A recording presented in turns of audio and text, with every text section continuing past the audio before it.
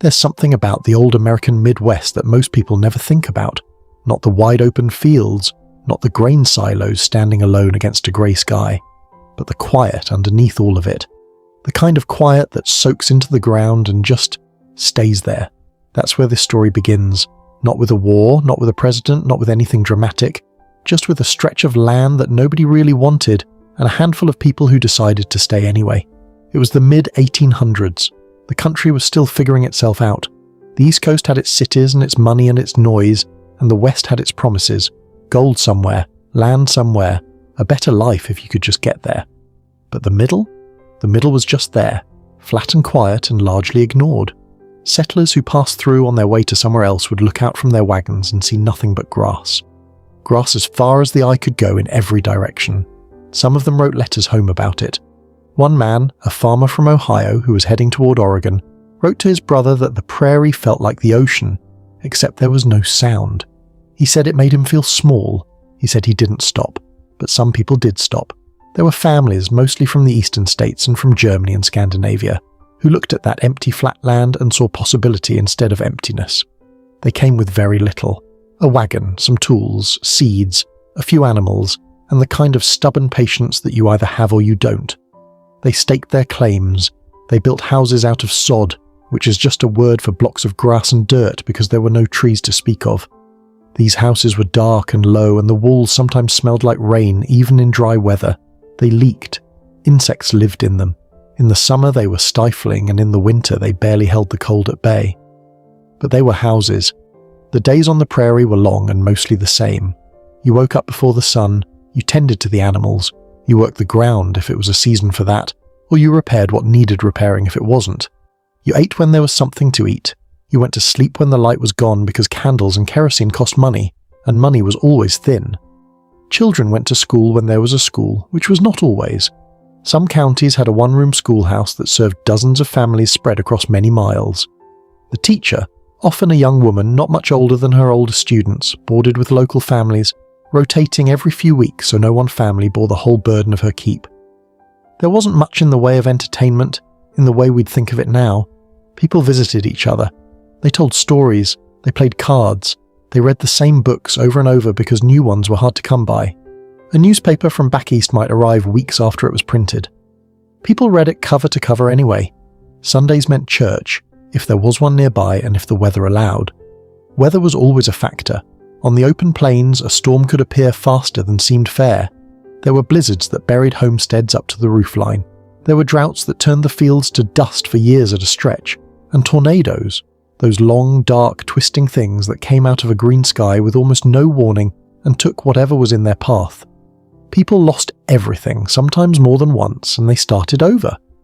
There was a particular kind of resilience in these communities that wasn't dramatic or outwardly heroic.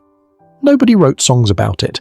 It was just the steady daily work of keeping things going when things kept going wrong. A man might lose his crop to hail in June, spend July repairing what he could, and by August have a plan for the following year. A woman might give birth with only a neighbour in attendance, be back on her feet in days and not mention it much. This wasn't because they were unfeeling, it was just the texture of the life they were living. Towns grew slowly. First there would be a general store because people needed supplies and the nearest city was too far to ride every time you needed flour or nails. Then a blacksmith, because horses and equipment broke constantly. Then a post office, because people needed to stay in touch with the families they'd left behind. Then maybe a saloon, which served a purpose that's hard to explain if you haven't spent 6 months in near total isolation. It was a place to sit with other people and hear a human voice that wasn't your family's. Then a church, sometimes before the saloon, sometimes after, depending on who got there first. These small towns had their own rhythms. Harvest time brought everyone together in a way that nothing else did. Neighbours helped neighbours bring in the crops because no single family could do it alone before the weather turned. These harvest gatherings were some of the most social events in a settler's calendar. There would be food, more food than at any other time of year. Pies made from whatever had grown, bread, roasted meat. People who might not have seen each other since the last harvest would sit and eat and talk for hours. Children ran around in the fields. By nightfall, if someone had a fiddle, there might be dancing. Not fancy dancing, just the kind where you grab whoever's nearby and move your feet because you can't help it. Winter was the opposite.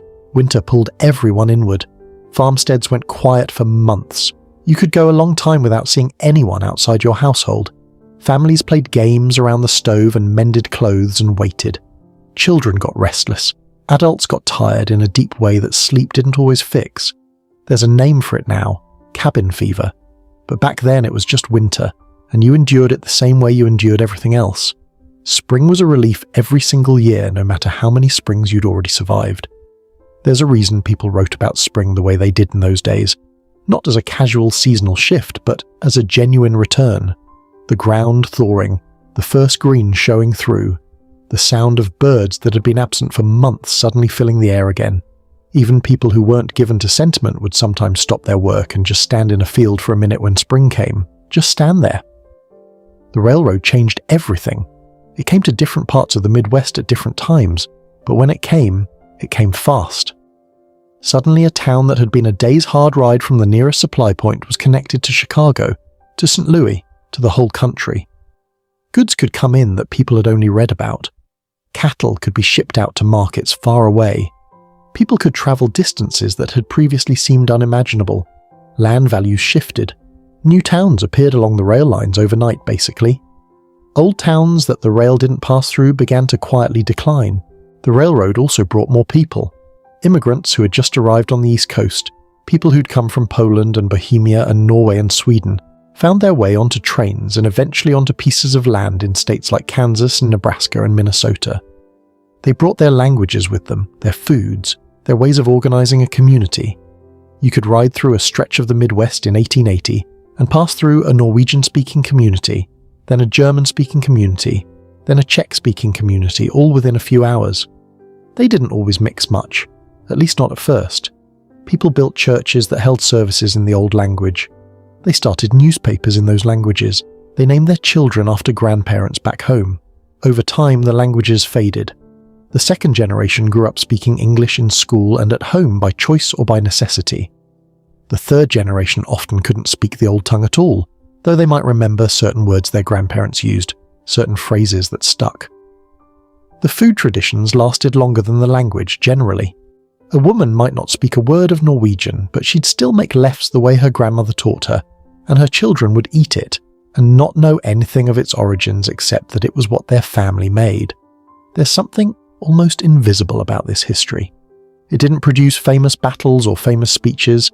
It didn't get dramatized in the same way that gold rushes and cattle drives did.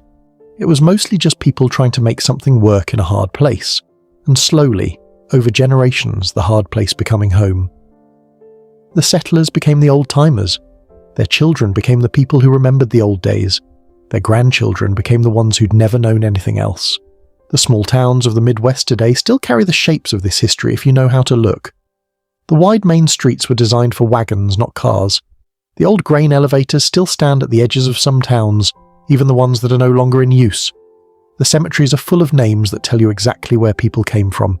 Norwegian surnames, German surnames, Czech surnames, all mixed together in the same ground. The churches are often the oldest buildings in town, built with more care and permanence than anything else, because they were meant to outlast the people who built them. There are towns in Kansas and Nebraska where the population peaked sometime in the 1910s or 1920s and has been slowly declining ever since. Young people leave, mostly. They go to the cities for work, for school, for the kind of a life that a small town can't offer. The ones who stay are sometimes the ones who want to, and sometimes the ones who just didn't go. Main Street might have a few empty storefronts where something used to be. The school might have merged with the school in the next town over, but there are still people there, still living in houses their grandparents or great-grandparents built or bought, still farming land that's been in the family for 100 years or more. They don't talk about their history much. It's not that kind of place. You don't go around recounting your family's struggles because that was just what happened, and what happened is in the past, and the past isn't something you dwell on when there's present work to be done. But sometimes in the right kind of quiet you can almost feel the weight of all those ordinary days stacked up underneath the current one. The sod houses that eventually fell apart and got reclaimed by the grass, the wagon ruts that faded over decades, the kitchen tables where people sat and ate and worried and hoped and said nothing particularly memorable, and then got up and went back to work. That is most of history if you think about it. Not the famous moments, not the names that end up in textbooks, just the long, steady accumulation of regular days, lived by regular people, in the middle of a country still figuring out what it was. The prairie is still out there. Still flat, still wide, still quiet in a way that makes some people feel small, and other people feel, strangely, at peace. The grass still moves in the wind the same way it did when the first wagons rolled through. At night, when there are no clouds, the stars come out in a way that is almost impossible to describe to someone who's only ever seen them from a city. You can stand in a field in central Kansas on a clear October night and feel like you're very small and very far from anywhere, and yet somehow exactly where you're supposed to be. People have always felt that way about that land, the ones who stayed anyway, and they kept staying.